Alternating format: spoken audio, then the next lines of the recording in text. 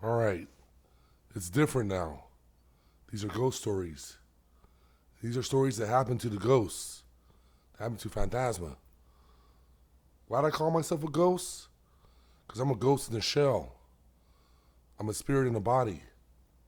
My spirit's older than this. It was there in the beginning. It's going to be there in the end. So all this that happens to me is just a temporal thing, a passing pain, a cut that heals. My soul is what's more important to me. I don't care about my body, my soul. But let me tell you something.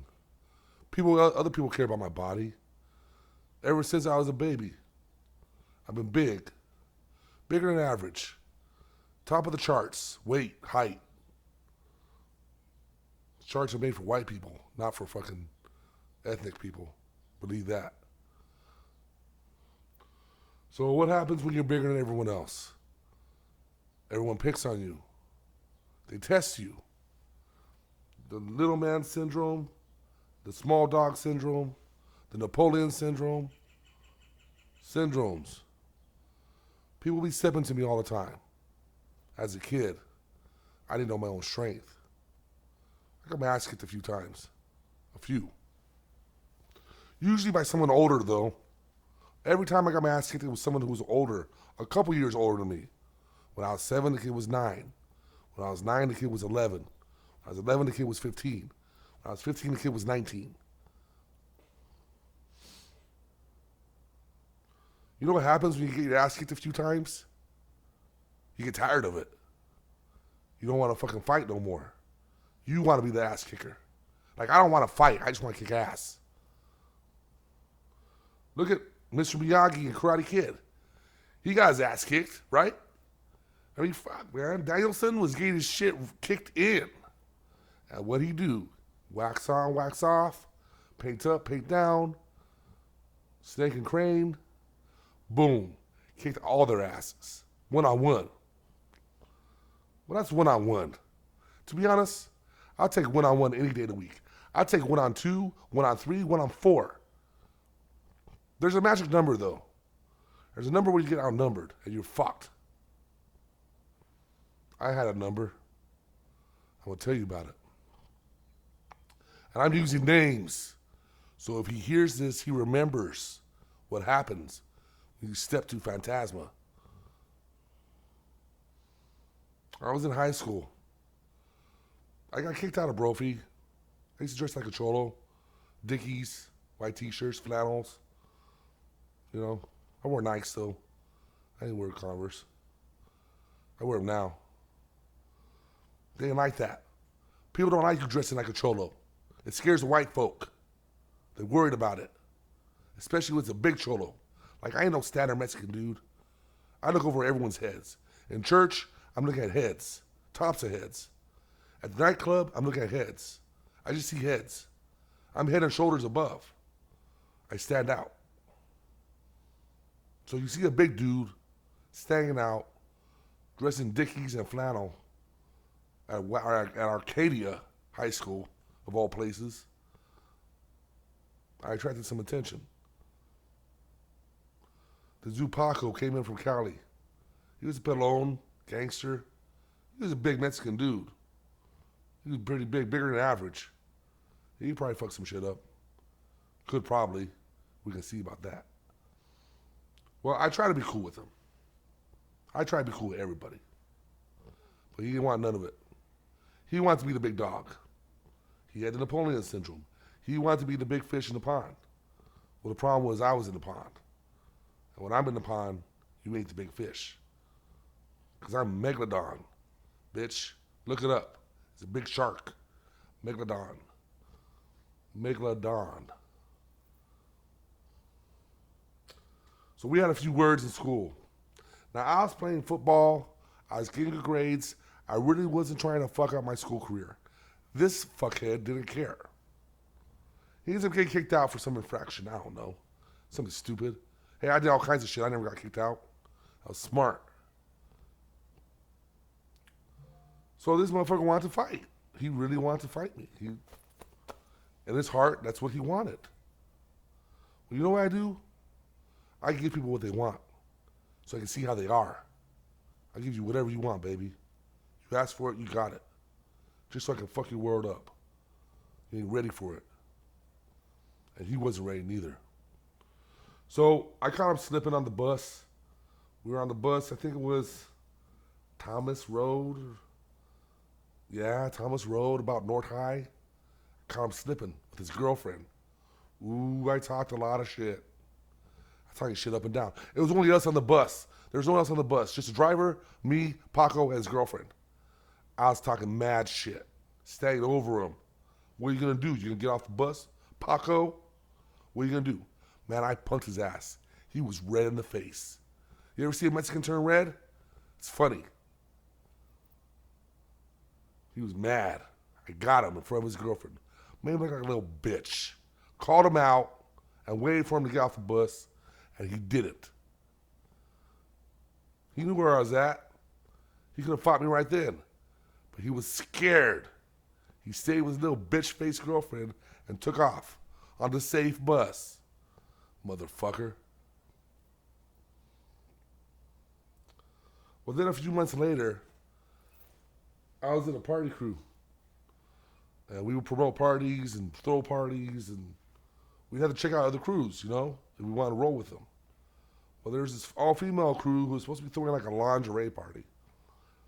Well, guess what? It wasn't a party. What does Admiral Akbar say? It's a trap. It was a trap. It was a trap for one gang to murder another gang. Now, I don't know what the fuck they were thinking because there's all witnesses there. They didn't have a plan. They didn't know what the fuck they were doing. This was amateur hour. Trust me. Well, guess what? My big ass shows up with a couple of my friends trying to find the bitches, and I sprung the trap. So I walk into this party. Bunch of dudes. Like a few girls, a bunch of dudes. 25 dudes. They all standard Mexicans. 5'5", 130. Standard Mexicans, dude. 50, not even standard Mexicans. Standard 15-year-old Mexicans. Not even full grown yet. Not even men yet. You know? I was 15, 16 too. Guess who's there? Paco. Hola, Paco. ¿Cómo estás? You little bitch. Yeah. He talked a lot of shit when he had 25 motherfuckers behind him with guns pointing to my head. I was looking at Paco. Behind his left eye was a 9. Behind his right eye was a gauge. Racked up, pointed at me. Now, I'll tell you one thing. My grandfather was a cold-blooded killer. And he told me, if they don't pull the trigger right away, they ain't going to pull the trigger. So I was thinking fast. I was talking faster. I said, Paco, you little bitch. Anyone can talk shit with a gun in their hand. I'm unarmed. The fuck you gonna do? I said, you gonna kill me and my 3 homeboys, dig 4 holes in the desert, you got all these witnesses, the fuck you doing? You wanna go to jail over this shit? Why don't you just fight me, you little bitch? Why don't you fight me? What are you afraid of? I call him out in front of his homeboys.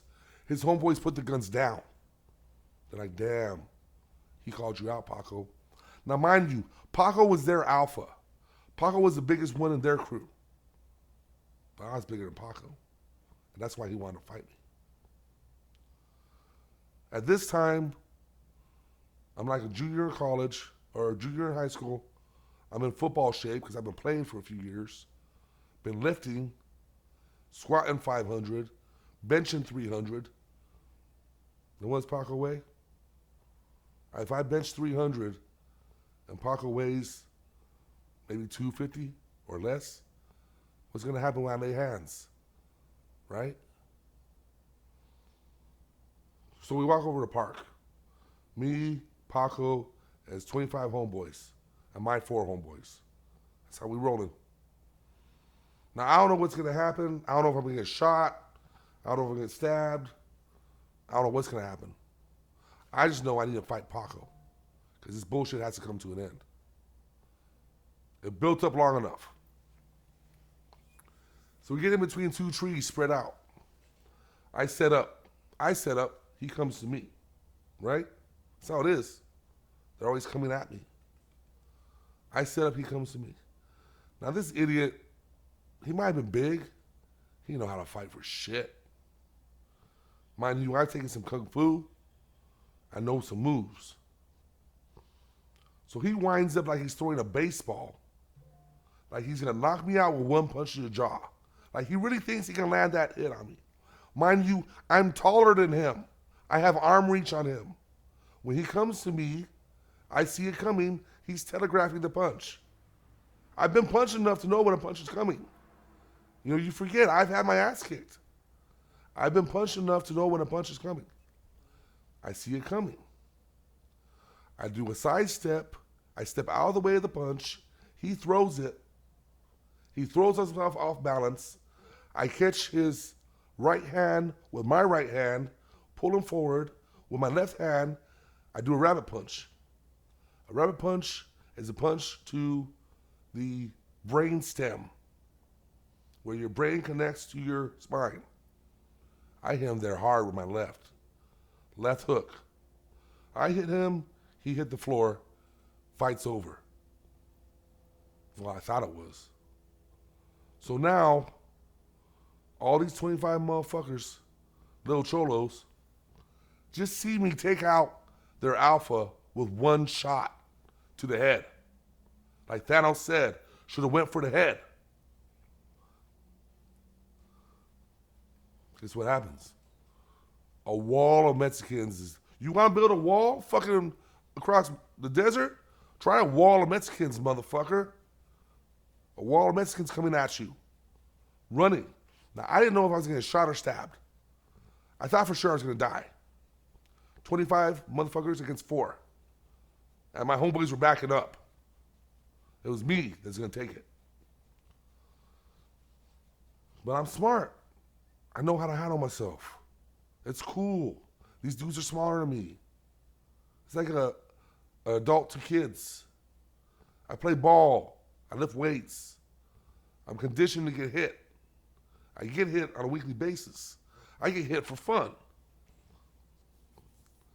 So let me tell you something. You can jump by 2 dudes, you're probably in trouble. You can jump by 3 dudes, you're in trouble. You can jump by 4 dudes, you're fucked. But there's a magic number there. When there's too many dudes, something happens. Mind you, there was 25. So what do? I know my most vulnerable spot is my head. If I get hit in my head, I'm going down. Now, mind you, they all have to punch up to get to my head because I'm taller. I find a fat one when it's got a lot of meat on his bones. Hold on.